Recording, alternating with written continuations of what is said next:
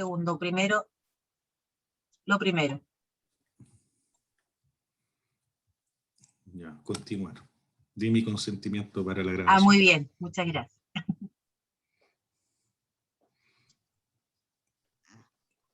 Para, me cambiaron a Patricia Castro, ¿qué pasó?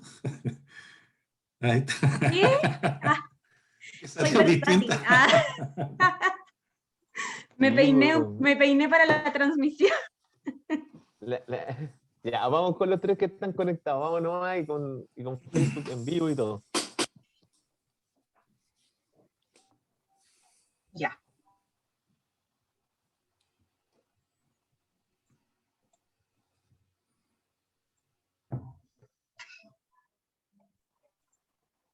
Podríamos hacer un buenas, buenas.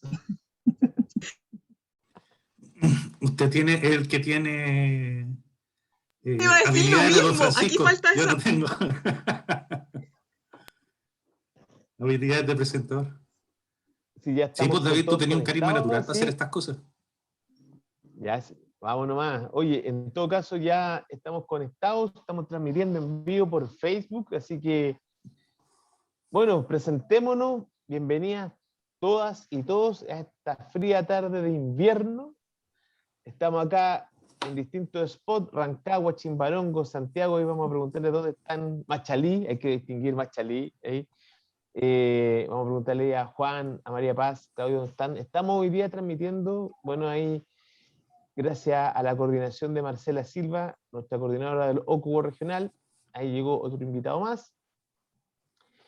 Y hoy día tenemos el honor de estar con Felipe Fredes. Felipe Fredes es abogado de la Universidad de Chile, tiene un máster ahí en Derecho en la Universidad de George Washington, Estados Unidos, y es especialista en temas de innovación, y lo tenemos hoy día para hacerle distintas preguntas que a los emprendedores les surgen cuando están en este mundo y están dando sus primeros pasos.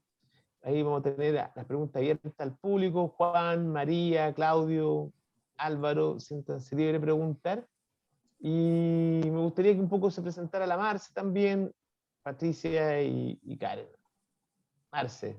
Hola, mi nombre es Marcela Silva. Yo soy coordinadora de los HPO Work acá en la región de Higgins, en Rancagua. Específicamente estoy ubicada.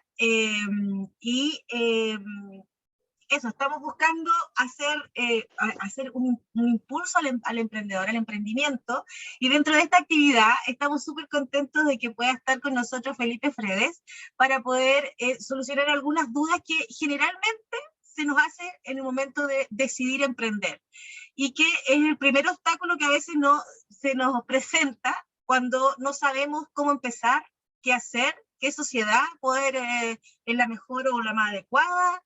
Todos los temas legales que muchos de nosotros cuando queremos empezar a emprender no tenemos idea. Así que hoy día queremos dejarlos a todos invitados a que hagan todas sus preguntas y puedan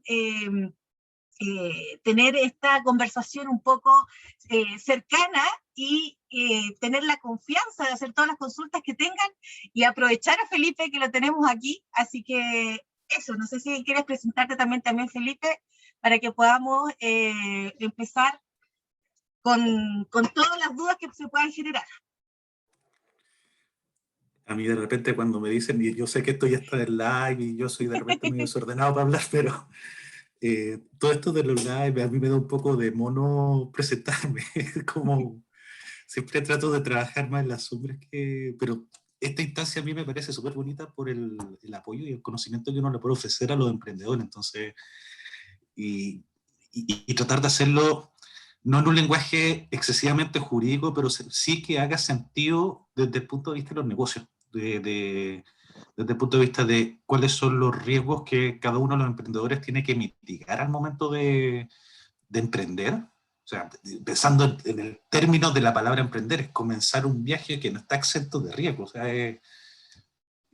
a mí me costó, como experiencia, a mí me costó 10 años, que hasta hace poquito, tomar la decisión de emprender. Y para eso tuve todo un desarrollo profesional previo, trabajando principalmente en el ambiente minero para de verdad decir, sabes que ya ahora estoy en condiciones de empezar un camino de emprendimiento y de riesgo que antes probablemente no hubiera tomado porque yo soy más cobarde. Entonces yo, primero, mi admiración a los que pueden estar escuchando este live, mi agradecimiento a Marcela y a David por la invitación, y en la medida de lo posible trataremos de colaborar en aquellas dudas que tenga cada uno de los emprendedores. Para aclarar un poco, mi expertise más grande tiene que ver con el ámbito de la propiedad intelectual, o sea, con la protección de, lo que voy a decir es una burrada en términos de propiedad intelectual, pero la protección de las ideas, entre comillas. De ahí podemos discutir por qué eso no es tan cierto, pero eso ya puede ser más adelante en la discusión. Pero eso no es lo único que, o sea, la propiedad intelectual, el derecho comercial en general, las sociedades, la regulación de la sociedad al final son herramientas que apoyan modelos de negocio y emprendimientos que cada una de las personas que quiere emprender este viaje pueden utilizar.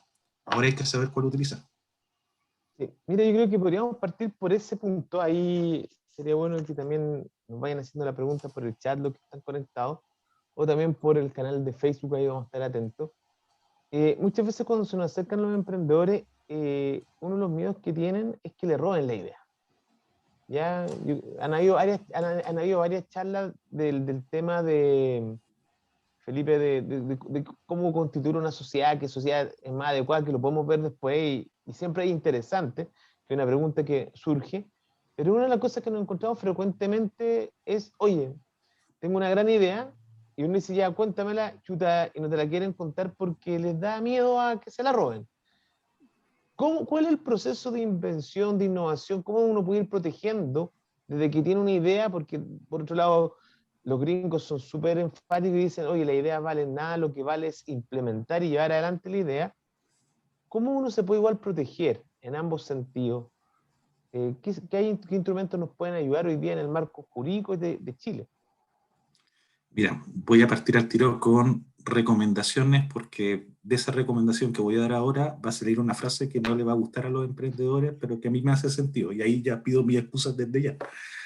Hay una charla TED disponible en YouTube de una profesora argentina, que no recuerdo el nombre de la profesora, y lo lamento, no tenía preparado esta parte, pero que se refiere al dominio público. Si lo pueden buscar por YouTube, está disponible, dura aproximadamente 10 minutos, es muy iluminadora. Y ella parte señalando algo que es súper fuerte y con lo cual yo concuerdo plenamente. Cuando uno dice, yo soy dueño de una idea, en verdad eso no es cierto. Uno no es dueño de las ideas son parte del dominio público, en general.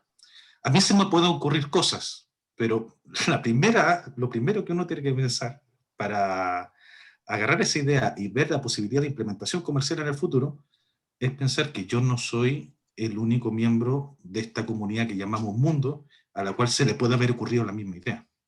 Entonces, probablemente hayan otras personas a las cuales se le hayan ocurrido la misma idea, a lo mejor con distintos matices, con distintas técnicas, con distintos procesos, distintos métodos de implementación, pero que en general a lo mejor van apuntando a una misma solución de un problema que existe en una comunidad determinada. Entonces, cuando uno dice protejamos las ideas, yo por lo menos no soy partidario de esa acepción, pero sí soy partidario de que en un momento en que uno realiza investigación, realiza desarrollo, investigación a microescala en términos de emprendimiento, pero investiga acerca de qué existe a nivel mundial respecto de la idea que se me ocurrió, qué diferencias pueden haber en mi idea respecto a lo que existe en el mundo, y ver cómo puedo implementar esa idea, es que ahí podemos estar hablando ya de todavía no alcanza a ser un producto mínimo viable, pero sí de un concepto que puede ser expresado materialmente, o sea, es algo más allá que una idea, y que desde ese momento ya puede ser objeto de una protección.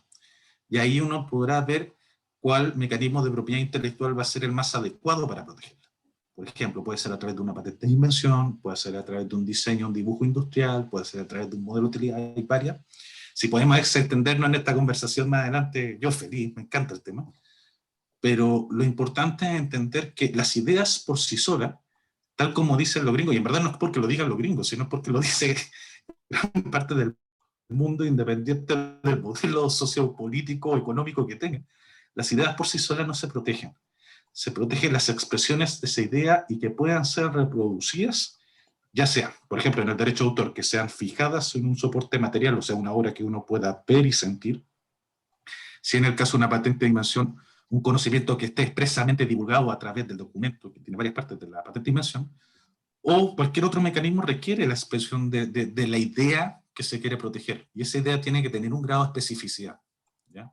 O sea, a ver si te estoy entendiendo. Claro, yo podría decir, oye, se me ocurrió Harry Potter, pero si no escribí Harry Potter, no soy dueño de Harry Potter hasta que escribo Harry Mira, te Potter. voy a poner el ejemplo clásico.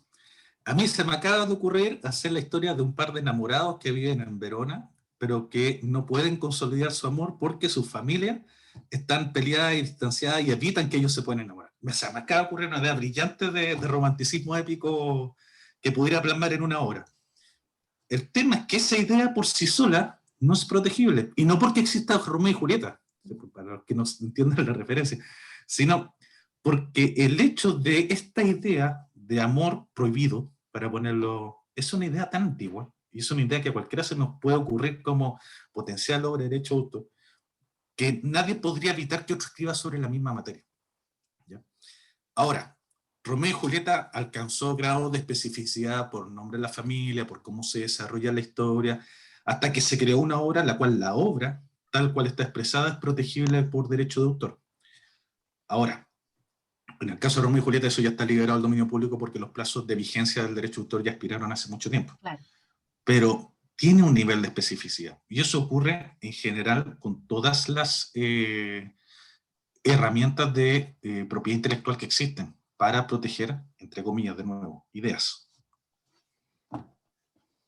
Perfecto. No sé si hay alguien de ahí por el chat de los que están conectados que tenga alguna pregunta en esta línea con Felipe, si se ha enfrentado alguna vez, porque es real el No hemos temor. hablado nada de empresa, No David, sé. te lo digo al tiro.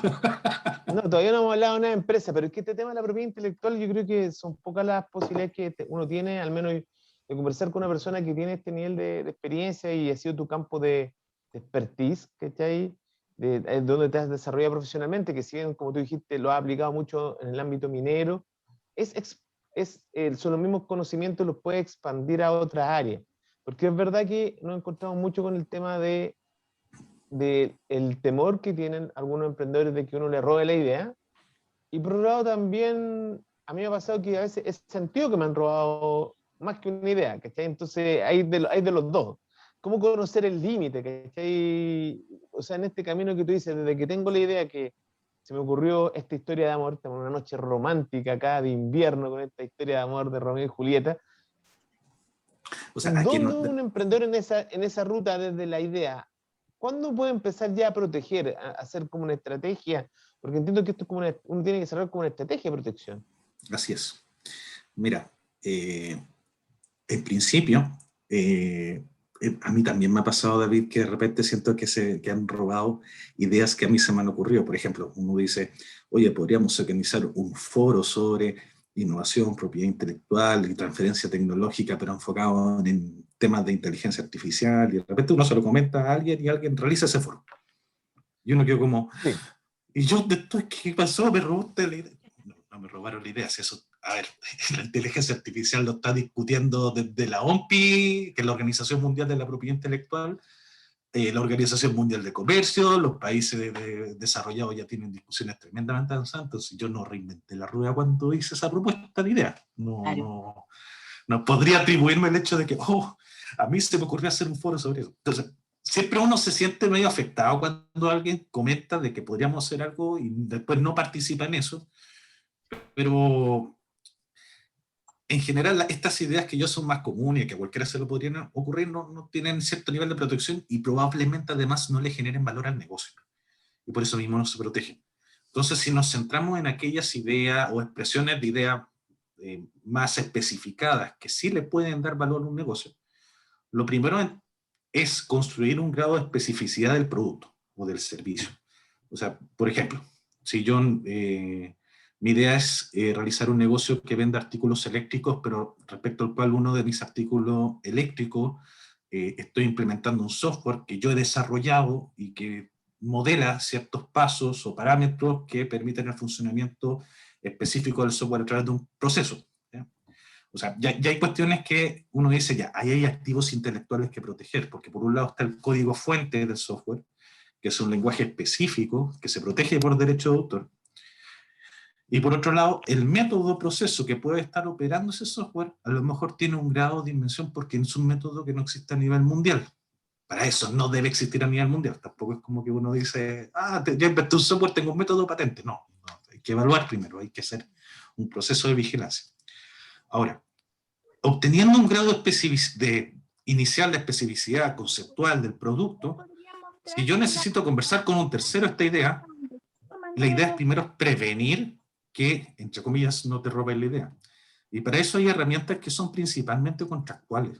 O sea, una recomendación que uno le puede hacer a todo emprendedor que ya tenga desarrollado conceptualmente una idea, por ejemplo, si es un producto, con los materiales que va a utilizar, con la proporción de los materiales que van a ir incorporados en ese producto, con las funcionalidades que puede tener ese producto, es conveniente firmar un acuerdo de confidencialidad con los terceros que después van a fabricar o van a comercializar o van a permitir realizar una prueba experimental del producto. O sea, tan importante como la herramienta societaria o las herramientas de protección registrales, de hace patentes de dimensión, marcas comerciales, derechos, son las herramientas contractuales que los emprendedores pueden tener a la mano para proteger esa idea.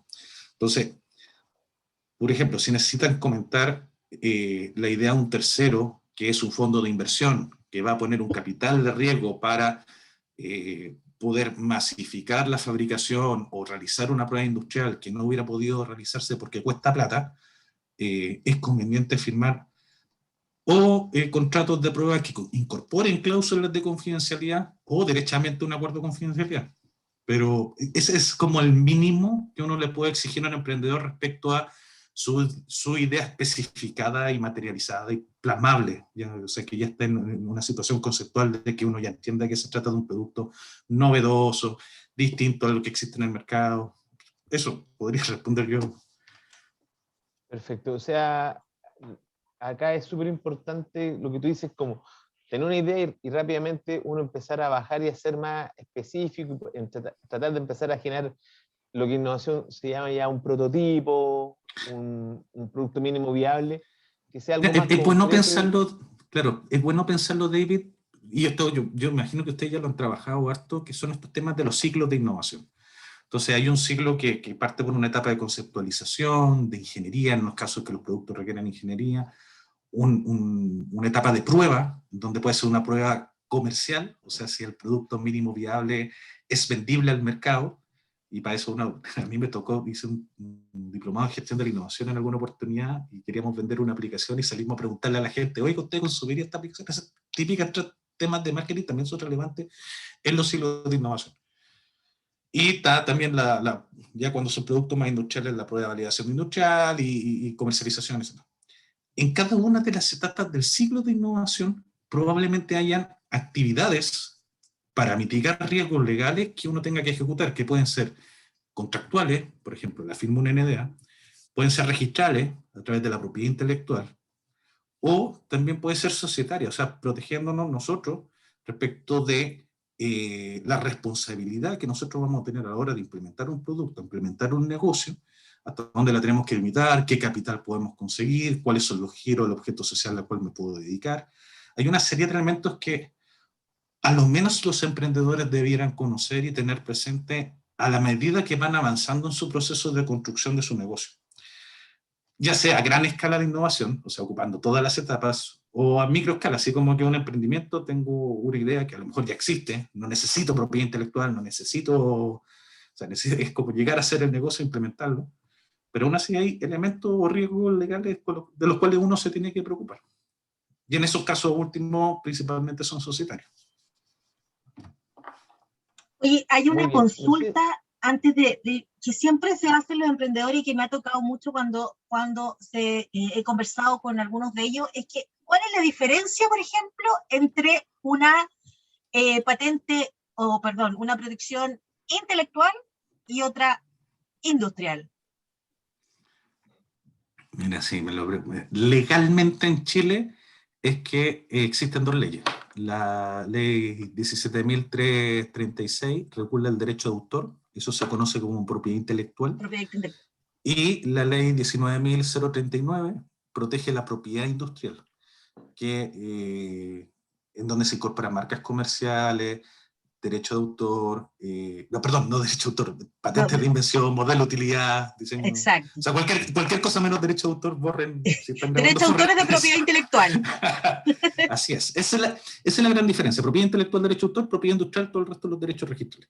Perfecto. Ahora, en la práctica, teóricamente, esa diferencia no debiese ser, no hay ninguna razón para que exista esa diferencia. O sea, todos los tipos de derechos debiesen tratarse como propiedad intelectual. Propiedad industrial es un elemento antiguo que se incorporó hace muchos años en la ley como para diferenciarlo del derecho de autor, pero no hay ninguna razón técnica, legal hoy en día, para establecer esa diferencia. Existe porque existe. Ahora, lo relevante es entender que existen varias herramientas o mecanismos de protección intelectual que pueden dividirse teóricamente entre propiedad intelectual e industrial, pero esa diferencia al final no tiene ninguna relevancia, sino lo relevante es entender que el derecho de autor protege ciertas cosas, las patentes de invenciones protegen otras, las marcas comerciales otras, y etc. Maravilloso. Gracias. Y hay una pregunta en el chat. Sí, es si mi empresa o pyme tiene una disputa respecto al nombre de marca de un producto con una gran empresa, en contra de una gran empresa. ¿Cómo podría abordarlo? Oye, intensa la pregunta.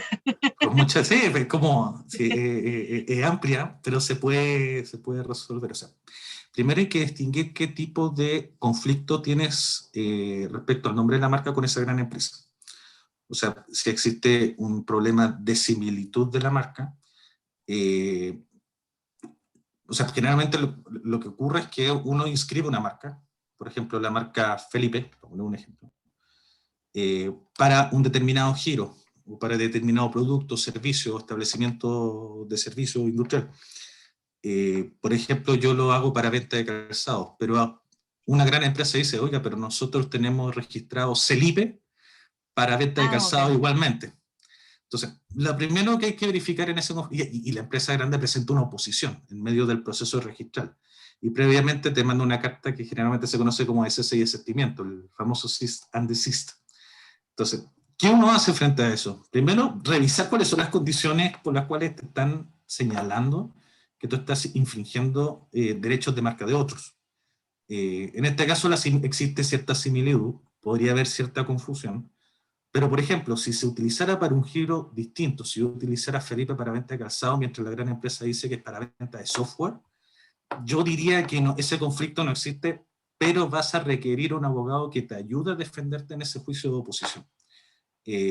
O sea, porque al final es un juicio, no es una actividad administrativa y uno tiene que argumentar con fundamentos legales que esa oposición no procede. Ahora, puede llegarse el caso de que sí proceda. ¿Cómo yo puedo evitar algún juicio de marca que me pueda realizar cualquier empresa, no solo una grande, sino cualquiera por infracción al derecho marcario que pueda tener previamente este demandante? Es, primero, revisar que en el registro de marcas comerciales no existan marcas similares o parecidas a tu registro, o al registro que tú quieres solicitar. INAPI tiene un buscador que es bastante eficiente, si pueden buscarlo en inapi.cl, en donde uno incluso puede buscar por concepto amplio, si uno puede escribir la palabra Felipe, y te van a aparecer todos los registros marcarios que están asociados a esa marca en las distintas clases, ¿ya?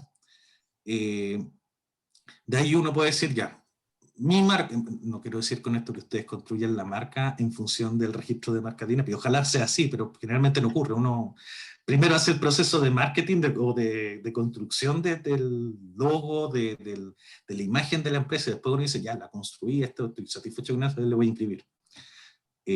Sí, previamente, antes de preparar la solicitud, es muy relevante revisar que no hayan potenciales conflictos con terceros, cosa de evitar después un juicio de oposición de marca. O sea, para cerrar la respuesta, por un lado, realizar acciones preventivas de revisión, que esté inscrito, que no esté inscrito, a qué clases tengo derecho, En términos, también podrían pedirte una infracción por el diseño de la marca. Las marcas se pueden inscribir tanto en su denominación como en su figura. Pueden ser denominativa o figurativa o incluso mixta, que es la combinación de ambos. Entonces, revisar previamente que nadie haya inscrito y posteriormente que evitar o asesorarse bien a la hora de enfrentar un juicio. Ahora, Felipe, ahí siguiendo un poquito, ya que entramos en los temas de las marcas, porque también hemos enfrentado a muchos emprendedores que a veces uno dice, oye, te están usando una marca, dice, uno tiene ¿tienes protegida tu marca? Y dicen, sí, tengo el dominio, tengo el nick. Como que a veces hay eso, ideas cruzadas, como no sé, tengo mi página en Instagram. La marca, propiamente tal, es algo que se registra en INAPI, no es lo mismo que el nick y no es lo mismo que tener una página en Instagram, es súper importante. Sí. Y yo creo que tú dijiste algo también que yo creo que vale la pena como aclarar, que es denominativa y figurativa, o sea, uno puede inscribir una palabra o una figura, un logo, o una mezcla de ambos. Ahora, respecto a las palabras, tú dijiste Felipe, yo entiendo que hoy día los criterios han cambiado.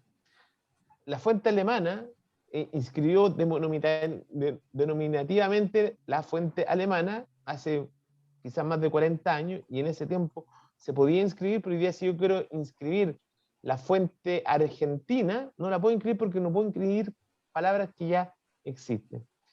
¿Cuáles son los criterios actuales para inscribir una marca, para no andar tan perdido? Ojo, uno puede inscribir palabras que ya existen. El criterio, sí, se puede. Ahora, ahí, en Chile, yo creo que la doctrina de revisión de marca, no digo que sea más mala, no es un juicio de valor, pero es más, ¿cómo decirlo? Determina simplemente si una marca es descriptiva o si distingue realmente un producto. Te voy a poner un ejemplo. Una marca es descriptiva cuando describe un servicio o un producto determinado.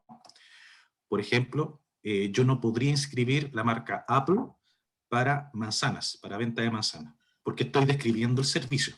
O sea, la gente va a saber que es la marca Apple que vende manzanas. Eso no está prohibido, no es permitido.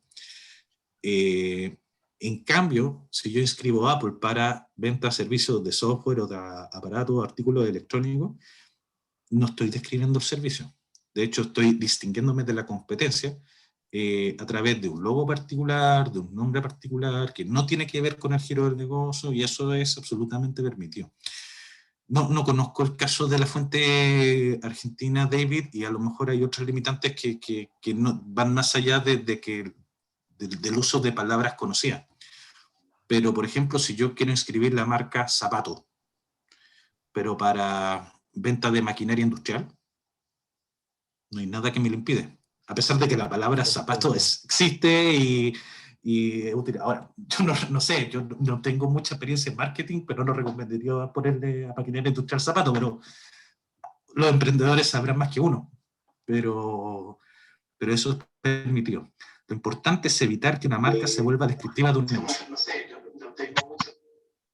O sea, ahí el tema es, entonces hay una estrategia de protección intelectual, de propiedad intelectual, de propiedad industrial, o sea, que tiene que ver con la marca, con los dominios de Internet, tiene que ver con patentes, y en el tema de las patentes, porque tú hiciste recién la distinción de protección industrial, la pregunta de la Marce, y propiedad intelectual, y a eso uno escucha, oye, uno puede proteger el diseño, puede proteger el invento, puede proteger el modelo de utilidad, y ahí uno se empieza a enredar, o simplemente no protejan nada, y el secreto industrial, siempre te ponen el ejemplo de la Coca-Cola, que es un secreto industrial y funciona. ¿Cómo uno decide por qué camino ir? Ahí claramente yo creo que es bueno asesorarse, me imagino. Es bueno asesorarse. No, por eso no es la respuesta, perdón. Aquí está es súper bueno asesorarse, estoy súper de acuerdo. Mira, va a depender de los requisitos de cada uno de los derechos, del objeto que busca proteger cada uno de estos derechos de propiedad intelectual y va a depender también de tu modelo de negocio. O sea, no es una decisión que es difícil en el mundo del emprendimiento aceptarla, porque tampoco uno tiene tanta gente con la cual uno puede trabajar, pero al final es una decisión multidisciplinaria. Hay un elemento legal que te va a decir, oye, tú tienes, por ejemplo, una idea desarrollada, conceptualizada, escrita, oye, este es lo vamos a poner entre comillas, mi invento. Entonces, el abogado lo va a analizar, tiene que hacer ciertas actividades para ver si es protegible o no por patente de invención, y te va a decir, mira, esto cumple con los requisitos para que sea patentable, o en verdad no cumple los requisitos, porque al final, por ejemplo, puede ser solamente un cambio en la forma de un invento ya conocido, pero que le da otra utilidad a dicho invento. Eso es protegible por modelo de utilidad. O puede ser la protección de un producto específico que tenga un diseño tridimensional o un dibujo en un plano bidimensional que sea distinto, que no exista y que también sea reproducible industrialmente. Entonces, eso ya hablamos de dibujos y diseños industriales, que son otro tipo de protecciones industriales que también se pueden solicitar en INAPI.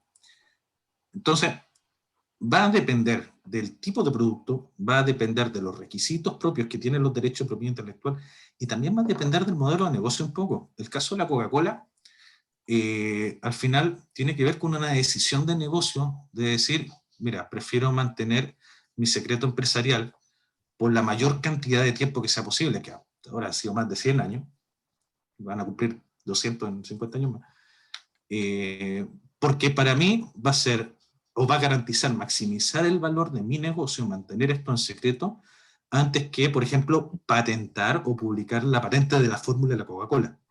Porque eso me otorga una protección que va a durar 20 años actualmente, 20 años desde la solicitud. Y eso va a significar que al momento que se cumplen esos 20 años de la solicitud, el conocimiento queda liberado al dominio público. De ahí van a haber otros en el dominio público, en el mercado, que van a poder explotar mi secreto empresarial. Lo que era, mi fórmula de la Coca-Cola. ¿Se entiende? Entonces, Sí, perfecto. va a depender de tu modelo de negocio. ¿Hasta cuántos años tienes programado explotar la tecnología? Si tú dices, con esta fórmula yo voy a durar 200 años explotándola, obviamente una patente de invención no decirlo. Ahora, considerando el avance tecnológico actual y cómo va cambiando las tecnologías y cómo van apareciendo nuevos productos que resuelven problemas, con la aceleración que existe hoy en día en el mundo, a lo mejor lo conveniente es asegurar un plazo de protección razonable, que es el que otorgan las patentes, e ir constantemente desarrollando, innovando en mi modelo de negocio, en mis productos, cosas de que el valor no se radique en una patente de invención, sino se radique en varios aspectos del negocio. O sea, tratar de poner tus huevos en la mayor cantidad de canastas posible. Perfecto. Oye, Felipe, este es un tema que es súper amplio, acá no vamos a resolver todas las dudas, pero es bueno, creo que darle una mirada. Yo creo que para pasar al otro tema, que ahí la Marce lo mencionó al inicio, que qué tipo de empresa, o sea, que también una pregunta mucho hoy día, empresa en un día. Hoy día vivimos en un mundo totalmente globalizado. El mundo es plano, no es que sea terraplanista, pero el concepto de que el mundo plano, que estamos todos más cerca hoy día con este tema de las redes sociales. Si yo patento en Chile, quedo protegido solo en Chile, y soy una empresa chica, ¿qué mecanismos existen para proteger, o me otorgan la patente, ya avancé este camino que tú nos dijiste, de la idea de bajarla, de llegar a un mejor grado de especificidad, o me fui por un modelo de utilidad, o me fui por una propiedad intelectual, bla, bla, bla, lo mismo con la marca, registro de marca? ¿Hay algunos acuerdos internacionales que nos permitan facilitar el tema de la protección a nivel mundial? ¿O tengo que ir país por país? Es que claro, ahí hay que explicar el hecho de que lamentablemente para todos los emprendedores la protección industrial, y digo protección industrial porque descarto el derecho de autor de esto, la protección industrial es territorial. O sea, la protección de un invento, de una marca comercial, se aplica solamente al país en donde uno realiza la solicitud de protección, en la medida que la oficina de patente de marca te lo conceda. Pero aplica solo al territorio nacional en donde se solicitó. Entonces, probablemente pueden haber emprendedores que dicen, tengo ganas de exportar mi producto porque hay mercados, por ejemplo en Latinoamérica, en donde mi invento no no se vende, no se existe, vende. no existe una solución. Pero si quiero comercializar monopólicamente dicho producto en dichos países, necesariamente tendría que presentar una patente de invención en cada uno de esos países. Ahora, hoy en día existe el Tratado de Cooperación de Patentes, el PCT, que lo que permite es, por un lado, disminuir los plazos de presentación de todas estas patentes y además disminuir los costos en términos de que patentar en Chile es caro, no es barato. Patentar en el resto del mundo es más caro aún porque tienes que contratar abogados por cada uno de los países. Con el PCT, entre otras cosas, te evitan la examinación preliminar que todos los países tienen que realizar respecto a las patentes de invención que se presentan ahí.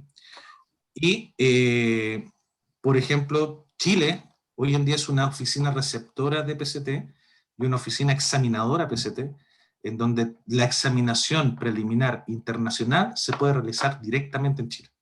Esa es una gran ventaja. Y una vez que se hace esta examinación internacional en Chile, vamos a poner en términos de viaja esta patente hacia el sistema internacional, hacia la WIPO, y de ahí deriva a cada uno de los países donde el inventor o el emprendedor requiere patentar. Entonces, al final es un sistema que simplifica un poco, no todo lo que uno quisiera, pero simplifica la presentación de patentes en distintos países. En el sistema de marca existe lo que se llama el Protocolo de Madrid, que hace muy poquito el Congreso Nacional lo acaba de aprobar, que es un sistema similar. En algún momento, David, podemos hablar de esto con mucho detalle respecto a cuáles son las condiciones y las ventajas de estos sistemas. Yo creo que da para una charla más en detalle. Yo te agradezco mucho. Este es un tema que a mí también me encuentro muy entretenido. Pasa mucho con los emprendedores. Pues, claro que partimos desde la idea. Muchas veces uno siente, como ayer lo comentamos, que te roban la idea o te temor a que te roban la idea. Y el tema es cómo podemos ir avanzando y cuándo realmente podemos empezar a proteger y nuestra estrategia. Ahora, por los minutos que nos quedan, volver a insistir ahí a los que están conectados tanto por Facebook Live o en la misma charla a través de Zoom, que nos hagan sus preguntas, que aprovechemos acá a Felipe. Y quiero darle el pase ahora a Marcela con la pregunta que ella partió. ¿Qué empresa? Hoy día hay tantos tipos de empresas. No sé, Marcela, si queréis profundizar un poco más. ¿Cuáles son las dudas que nos llegan de los emprendedores cuando tú los atiendes directamente? Mira, la mayoría de las dudas que se generan una vez que están queriendo emprender, tienen la idea, pero no saben cómo, es primero en qué momento, porque muchas veces en la mayoría parte no formalizado. Entonces, incluso hay algunas que ya empiezan a tener ventas, por ejemplo, no formalizado. Entonces, lo primero que me preguntan generalmente es qué beneficios trae la formalización, primero que nada.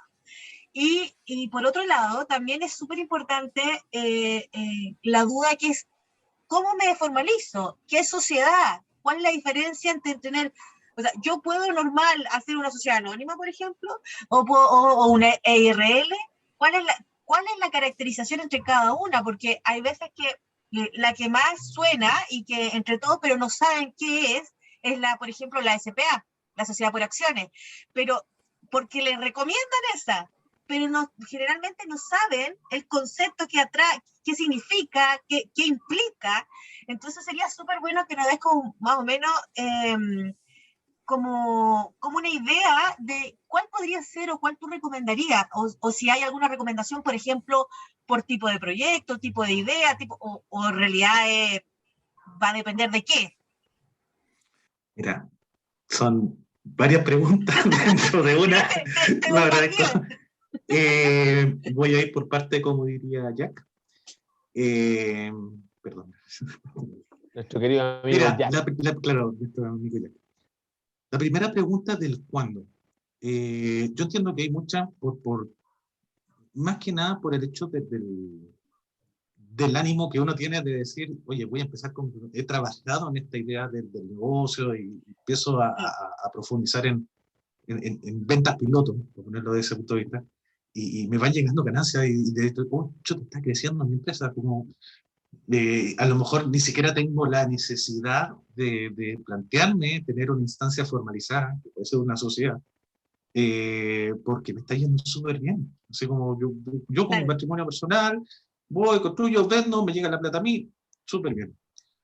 El problema de eso es que generalmente los negocios no son, o sea, son, ¿cómo decirlo?, instituciones o, o herramientas que de alguna forma, estaba hablando de los negocios, perdón, los negocios están siempre afectos al riesgo. O sea, hay una posibilidad de que al negocio le vaya mal. El problema es si tú no tienes formalizado una institución que permita separar tu patrimonio personal respecto del patrimonio de una empresa, el efecto jurídico que ocurre si es que de repente tú no puedes pagar una cuota de un crédito que tú utilizaste para financiar tu puesta en marcha de tu emprendimiento, es que al final vas a terminar respondiendo por tu patrimonio personal. Y eso es sumamente doloroso. O sea, yo he visto casos de personas que al final, que pierden todo. O sea, al final, la gracia de establecer una institución como una sociedad es poder separar los patrimonios y limitar la responsabilidad de los socios, los accionistas de una sociedad, hasta el monto de sus aportes, cosa de que al final tratar de proteger lo más posible el patrimonio personal que uno tiene. No es nada agradable para alguien, por culpa de un emprendimiento que está realizando, que no le está yendo bien, y que es súper natural. O sea, hoy día con la pandemia eso es mucho más frecuente. Claro. Que al final terminen perdiendo viviendas, terminen perdiendo automóviles o cualquier otro tipo de bienes, en razón de que no cautelaron su patrimonio personal y no lo separaron del patrimonio del emprendimiento propiamente tal. Entonces tú me dices, ¿cuándo? Felipe, Yo diría lo antes posible. O sea, posible. sobre todo alguien tan cobarde como yo, le diría lo antes posible. Antes de cualquier cosa. Oye, ya iniciado. Claro. O sea, ahora,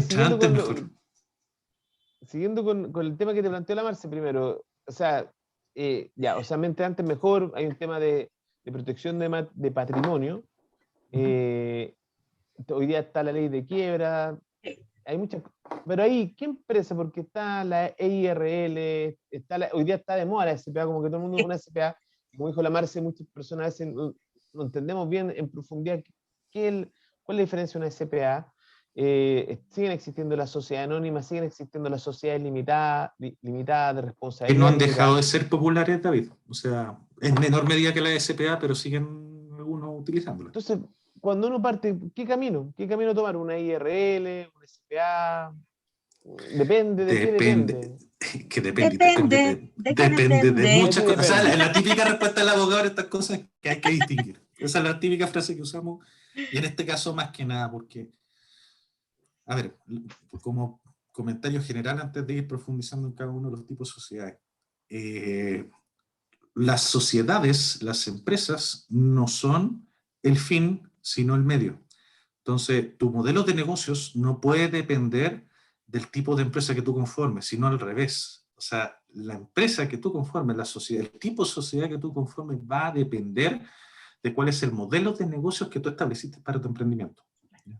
Es una herramienta, no sé si no es suplementaria, soporta el ejercicio de la acción del negocio. Te voy a poner un ejemplo súper claro y ya entrando en materia. Por ejemplo, imagínate que tu modelo de negocios implica que tú vas a pedir un capital de riesgo. O sea, con la inversión que tú tienes, con el capital que tú tienes, no te alcanza para poner en marcha tu negocio. Entonces tú vas a decir, ya, una posibilidad de que yo pueda acceder al capital que necesito para poner en marcha mi negocio es ir tras de un fondo de inversión. Que muchas veces cuando te dicen, mira, yo estoy dispuesto a invertir tanto, pero por tanta participación accionaria en tu empresa, esa es como una de las respuestas frecuentes. Claro, uno tiene que tener el marco legal o el marco societario destinado a tal efecto. En ese sentido, una empresa individual de responsabilidad limitada no te sirve para nada para adquirir capital de riesgo. ¿Ya? Y es muy difícil hoy en día, a través de una empresa, no es difícil, no muy difícil, adquirir crédito a través de una empresa individual de responsabilidad limitada, porque los bancos piden muchos más requisitos respecto a ellas como para comprobar su capacidad de pago respecto a las deudas que se van contrayendo. ¿Por qué no se puede acceder a capital de riesgo a través de una IRL? Porque solo permite que un solo socio, que es una persona natural, que al final pone el patrimonio de su emprendimiento en una persona jurídica, que esta empresa individual, es el que ejecuta, administra y es el principal gestor de este emprendimiento, pero no permite el ingreso de otros socios o de otros accionistas. Para poder ingresar se va a requerir transformar esa sociedad en otra, ¿ya? Entonces, no es una herramienta adecuada la IRL para adquirir capital de riesgo. No es una herramienta que esté disponible también para emprendimientos que tengan 2 o más socios. Ya no permite la participación de 2 o más socios de la IRL. Claro, porque es individual. Así es. Y además la IRL no permite tener más de un giro económico, que sí lo permite en otras sociedades. Por ejemplo, si uno lee el listado de giros que tiene el Servicio de Impuestos Internos, te van a salir, por ejemplo, comercio mayorista. Y te sale en detalle, ese es el giro, y te sale una serie de actividades que tú puedes ejecutar dentro de ese comercio mayorista, del giro. Pero tú no podrías en una empresa individual de responsabilidad limitada determinar 2 o más giros distintos o que no tengan relación entre sí. No puedes decir que es una empresa de comercialización mayorista y a la vez minorista y a la vez hace inversiones.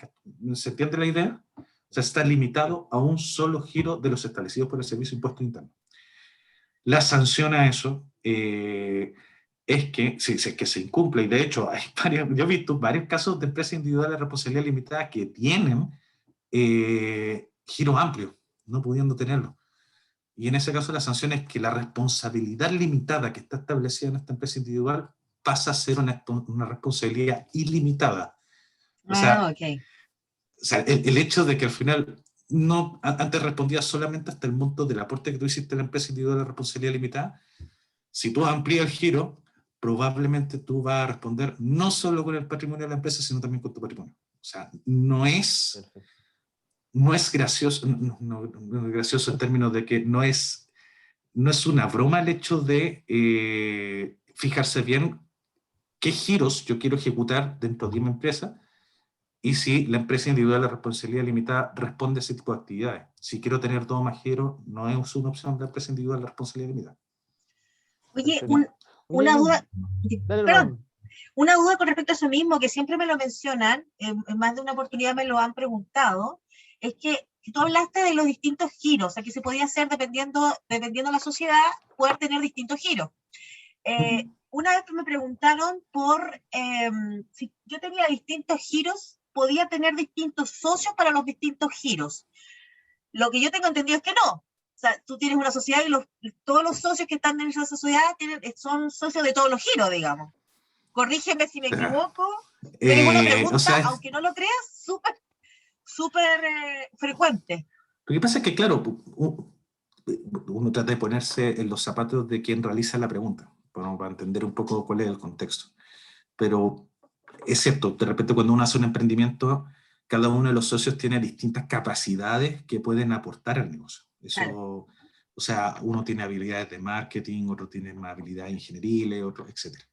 Entonces, por eso uno dice, entonces, este se va a dedicar a la comercialización. O sea, uno al final va determinando cuáles son las unidades de mi negocio, las distintas gerencias, para ponerlo en esos términos,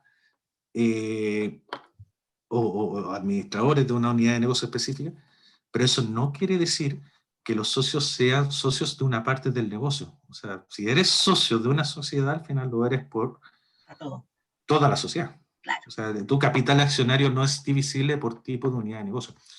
Otra cosa distinta, y que puede ser muy útil, pero no necesariamente tiene que ver con el giro, es que los accionistas de una sociedad, y esto estoy hablando específicamente de las sociedades anónimas y las sociedades por acciones, pueden establecer pactos de accionistas. Estos pactos de accionistas, por un lado, permiten regular cuál es el, entre comillas, poder que tiene cada uno de los socios o accionistas en este caso. Al final, ¿cuánto vale mi voto? ¿Cuánto vale mi acción respecto a la acción de otro? Las acciones, algún tipo de acción puede valer más que otro tipo de acción dentro de una empresa, porque van a haber accionistas que a lo mejor consideren que son más relevantes que otros, en términos de participación en capital, de participación en la administración, etc. Eso, creo que eso respondía a la pregunta. Sí.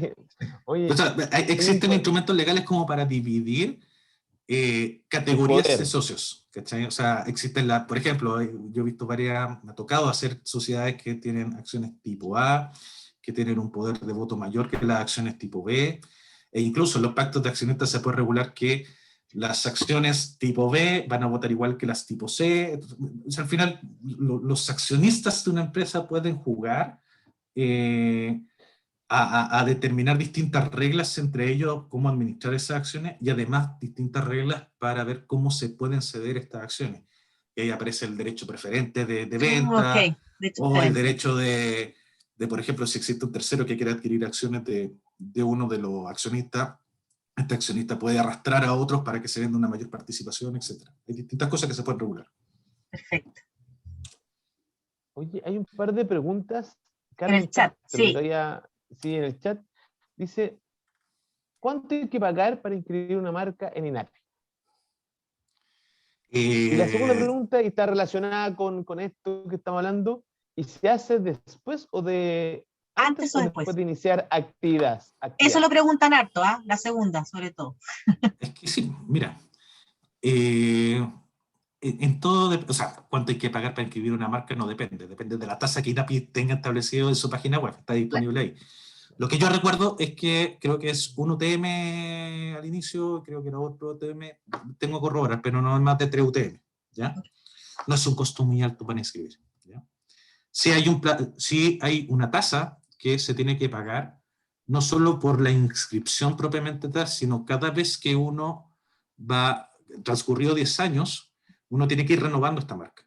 Y hay una tasa de renovación de marca, además, ¿ya? Entonces, de hecho, las marcas son súper... O sea, la gran diferencia que tienen con respecto al resto de los derechos de propiedad intelectual es que son los únicos derechos de propiedad intelectual que son renovables en el tiempo. O sea, podrían tener una duración ilimitada. Entonces uno podría renovarlo tantas veces como uno quiera. Pero lo bueno es tener presente que hay un costo de inscripción que no es tan alto, pero después hay un costo de renovación que es un poquito más alto, de hecho, ¿ya? El de renovación Ahora, es mucho más alto. no es mucho más alta, es más alta. Pero es más ¿Ya? alto. No recuerdo la tasa, creo que eran 5 o 6 UTM. No quiero casarme con un monto, pero Pero sí eran más altos. las tasas son públicas y están disponibles en inapi.cl. INAPI es el Instituto Nacional de Propiedad Industrial. Ahí están disponibles todas las tasas respecto a las solicitudes de marca, ¿ya? ¿Se hace antes o después de iniciar actividades? Depende. Depende de... O sea, ¿de qué depende? Si tú estableces en tu modelo o evaluando tu negocio de que existe una urgencia a la hora de inscribir la marca, porque necesitas cautelarla, porque ya, o sea, ya empezaste a divulgarla y tienes miedo de que otro te la copie, y no has iniciado actividades en tu empresa, tú podrías registrar la marca a título personal. ¿Ya? O sea, es posible. Como uno puede persona natural. como persona natural. De ahí uno puede hacer la transferencia de esa marca a... Sociedad, persona jurídica. A la sociedad, y para eso uno tiene que realizar un trámite, o sea, tiene que hacer un contrato, y además tiene que ser un trámite anti-INAPI que implica anotar en el registro de marca, hacer una anotación marginal respecto al cambio de la titularidad de la marca.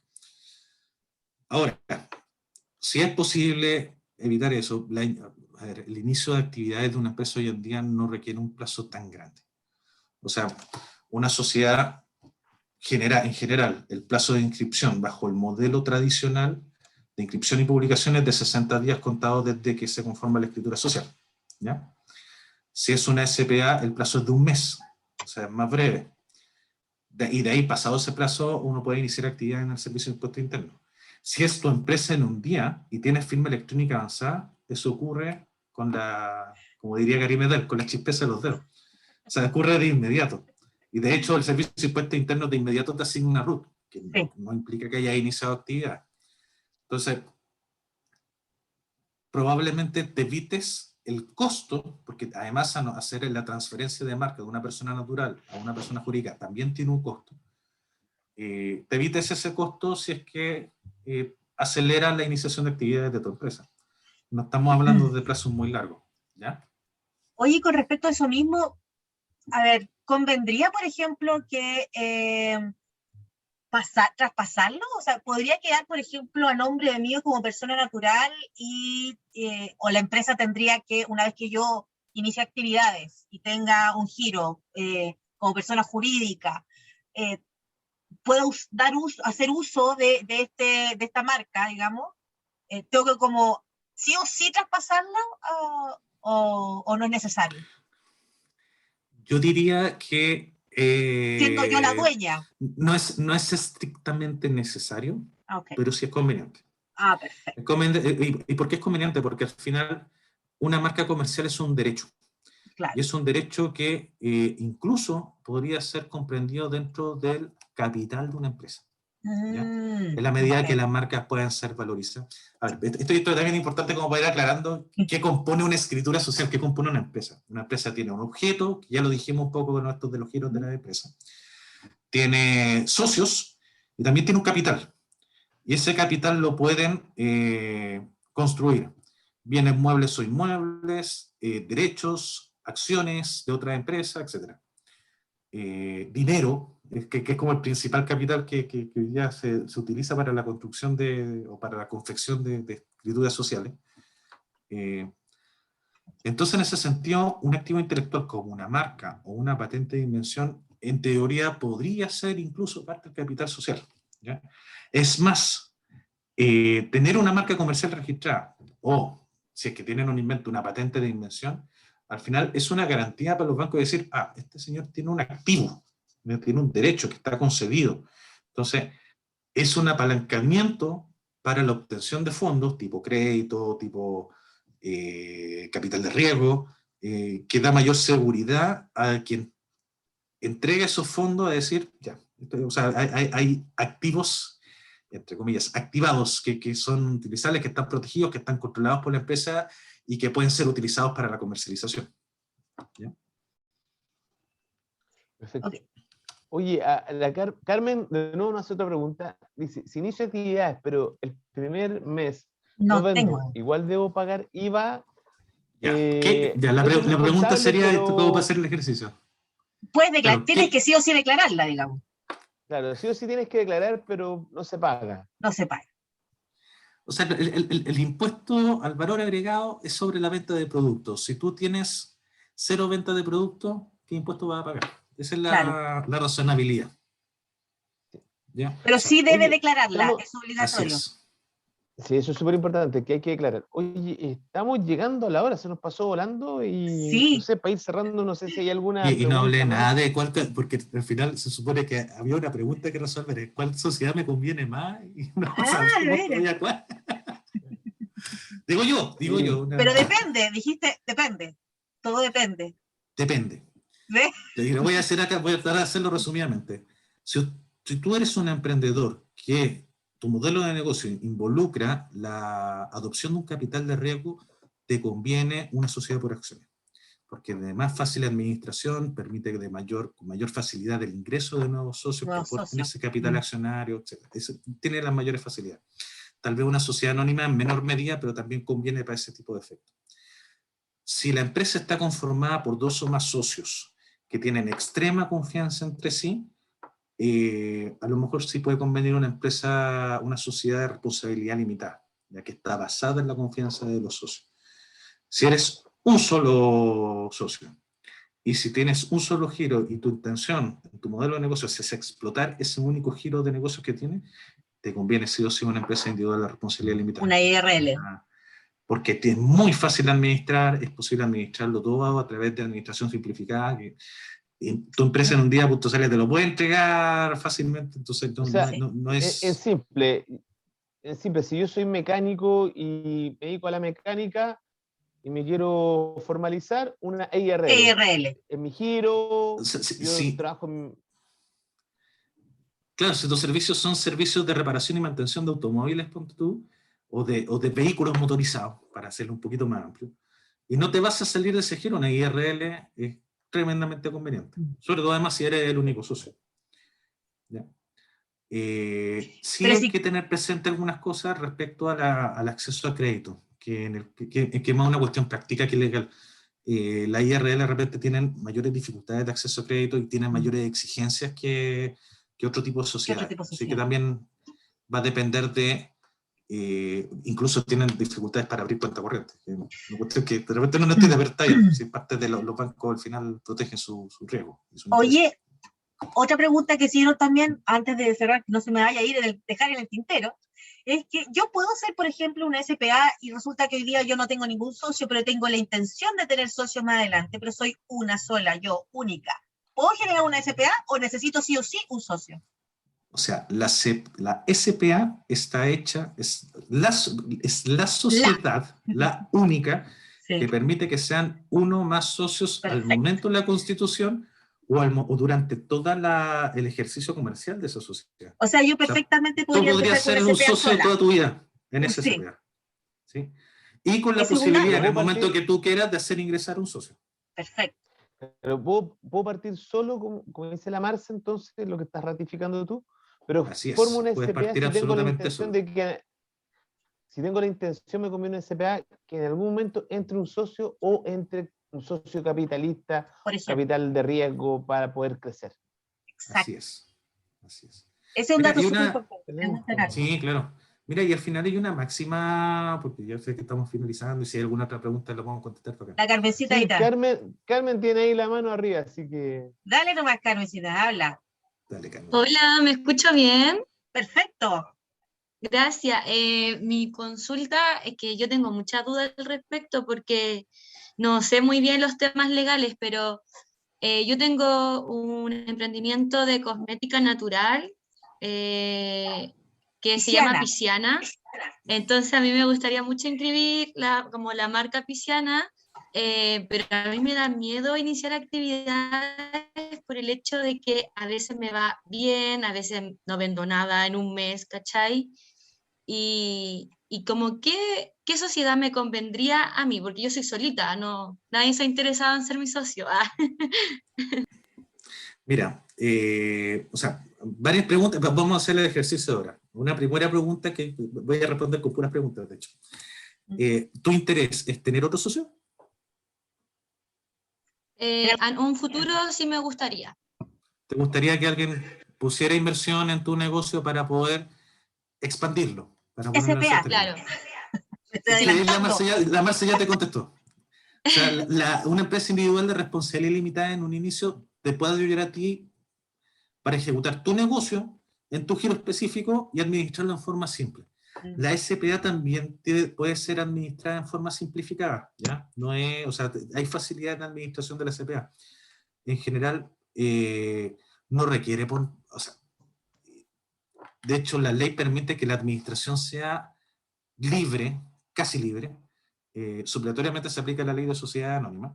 Pero, por ejemplo, tú en una CPA, en una sociedad por acciones, tú podrías definir que tú vas a ser la administradora, siendo la única socia. Vas a ser la completa representante legal y vas a tener todos los poderes respecto. Entonces, no requiere sesiones de directorio, no requiere necesariamente junta de accionistas, sino basta con la administración tuya. Ahora, si quieres capital de riesgo que llegue a tu empresa, te conviene una SPA, no una IRR. Y respecto al tema de la marca, perdón, al miedo que se tiene respecto al inicio de actividades. Ojo con una cosa, es que iniciar actividades no implica que tú vas a garantizarle a Servicio de Impuestos Internos ni a nadie que tú vas a tener cierto nivel de utilidades. O sea, no es un requisito para hacer funcionar un negocio. De hecho, los negocios muchas veces, hay veces que le va mal y le va bien y uno declara si te va mal o te va bien. Punto. No, pero no es un requisito que te vaya bien para iniciar actividades. Exacto. De hecho, es más, Sí. yo te recomendaría iniciar una empresa e iniciar actividades porque si no te está yendo bien, al final uno termina subvencionando el negocio con patrimonio personal. Y eso no es recomendable. O sea, porque al final, si uno va adquiriendo deuda y obligaciones con terceros, con proveedores, con lo que sea, en donde uno va comprometiendo el patrimonio personal, después uno puede salir para atrás. Y es más doloroso hacerlo con patrimonio personal que con el patrimonio de la empresa. Comprendo.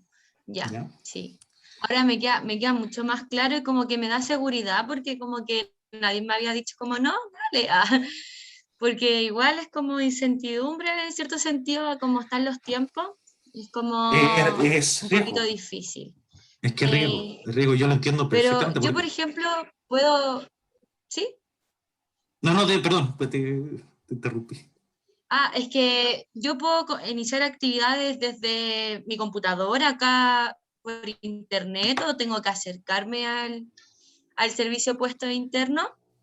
Mira, hoy en día, ahora depende, cuando tú hablas de iniciar actividad, me imagino que tienes una empresa, ¿o no? Uno podría iniciar actividades como persona natural, pero yo recomendaría mejor a través de una empresa. ¿Ya? Ahora, dicho eso, todos esos trámites, la gran mayoría se pueden hacer por internet hoy en día. Si tú O quieres conformar una empresa, sea, como pisciana hacerle una empresa. es recomendable. Tú podrías iniciar actividades como persona natural. Yo te recomiendo hacerlo a través de una institución que separe tu patrimonio personal del patrimonio de la empresa para que, por ejemplo, si tienes una casa no se vea afectada, si tienes un vehículo tampoco, ¿me entiendes? Como para no comprometer patrimonio tuyo para el negocio. Ahora, o cosas tan simples al inicio que a veces, porque también a veces cuando uno parte no tiene mucho patrimonio, pero una cosa que es súper importante es tener la plata separada. Yo creo que lo que dijo Felipe, cuando uno tiene toda la plata en la misma cuenta, Clave. yo me pasaba el otro día con un emprendimiento que estoy asesorando, que no sabía cuánto ganaba ni cuánto perdía porque tiene toda la plata y pasa plata de un lado para otro. Entonces también por un tema de orden para partir, que es súper importante, y porque a veces hay subsidios cruzados, uno desviste un santo para vestir otro. Entonces también para saber cuál es realmente la salud de tu negocio, si está bien, está mal, cuánto estás ganando realmente, etcétera. Hoy estamos llegando a la hora. Yo no sé, Carmen, si tienes alguna otra duda. ¿O alguien más? No, más que nada agradecer por esta instancia y como siempre, después de esto me voy llena de conocimiento, así que Excelente. Una sola cosa, David, para finalizar y que quedó de la pregunta de Carmen. A mí no me gusta dejar preguntas sin resolver. El trámite de iniciar una empresa, el trámite de formalizarla, de iniciar actividades, hoy día todo se puede hacer en línea. Hay un registro de sociedades que a través del Ministerio de Economía que se llama típicamente tu empresa en un día.cl, en donde tú puedes iniciar una empresa en línea. Incluso si tú tienes firma electrónica avanzada, no necesitas firmar esa empresa ante notario. ¿Ya? Y en el Servicio de Impuestos Internos puedes iniciar actividades. Lo único que no puedes hacer, y entiendo que todavía se tiene que ir presencialmente ante el Servicio de Impuestos Internos, es obtener la clave tributaria. ¿Ya? Pero es la única. Ahora, independiente de que exista tu empresa en un día y que hoy día es muy fácil constituir una sociedad, igualmente te recomiendo que siempre te asesores con un abogado, porque que te revise la escritura, que no te va a cobrar el hecho de construirla, ni hacer inscripción en el conservador de bienes raíces, ni publicar en el diario oficial, ni un montón de trámites, se simplifica mucho. Pero siempre tener a alguien que te revise los documentos, que revise que todo esté en orden, y a ver, de esto no, hay muchos colegas en muchas partes del país que fácilmente pueden apoyar el emprendimiento y de repente es bueno confiar en ellos como elementos, como herramientas de soporte al emprendimiento y la innovación. Y partiendo por Felipe Fred, tu amigo No, abogado. sí, eso si quieren contar conmigo, feliz de la vida, pero yo más que promocionarme, yo promociono el rubro, o sea, yo de verdad reivindico la capacidad del mundo legal, más que en temas de conflictos, de participación en juicio, de que de verdad somos herramientas de soporte que estamos a la disposición de la gente para que puedan, para apoyar su emprendimiento. Entonces, Así es. o sea, y de hecho, claro, al final termina siendo como un círculo virtuoso, en donde nos vamos apoyando y te vamos aprendiendo entre todos, de hecho. Sí. Y no, y es más complicado de lo que uno piensa cuando tiene la idea y dice, no, me motivo, démosle. Como que a lo que yo sabía un año, a lo que sé ahora, mi cabeza, como que a veces digo, oh, no puedo dormir porque no he hecho esto del emprendimiento. Y antes no me preocupaba de esas cosas, por ejemplo. Mira, yo sé que estamos terminando, David, y me va a matar, pero solo para contar una anécdota que tiene que ver justamente con No, dale nomás. Me tocó, estoy preocupado por tu tiempo. me tocó un cliente una vez que tenía precisamente o sea, de hecho, te dejo a cargo, yo me tengo que retirar. Arrancando del barco. Me tocó una vez un cliente que justamente tenía que ver con cosmética y que de hecho era un elemento novedoso y que podía haber sido patentable. De hecho, creo que lo patentó. El tema es que y él pretendía comercializarlo en otros países. Entonces, una de las cosas que él recién estaba viendo era que no solo para comercializar esos productos necesitaba constituir una empresa ya u otro elemento que ya tiene que ver con tintes comerciales, sino que además necesitaba utilizaciones sanitarias que podían ser distintas, si el producto podía ser considerado como específicamente cosmético o incluso podía ser considerado como terapéutico, en donde cambia la autorización que se necesita. Entonces, hay elementos que incluso ya tienen que ver con el producto específico y que no tienen que ver con sociedades, no tienen que ver con proteger la idea, sino tienen que ver con las autorizaciones para funcionar, que van desde la patente comercial que uno paga en la municipalidad hasta la autorización específica si un producto alimenticio, si un producto, si un medicamento, lo que sea. La sanitaria. Sanitaria. Y otras. Claro.